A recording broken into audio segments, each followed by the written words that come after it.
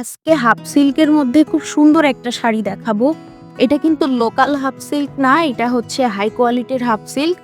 এই শাড়িটা কিন্তু পুরাটাই হচ্ছে বুটিক্সের কাজ করা, প্লাস এখানে পাড়ে এমব্রয়ডারি আছে, ডিজাইনে এমব্রয়ডারি করা আছে, ডলার ওয়ার্ক আছে আর ট্যাসেল করা আছে এই সাইডে।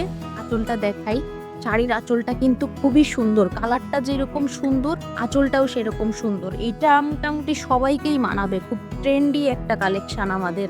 আর এটা হচ্ছে শাড়ির জমিনটা অনেক সুন্দর।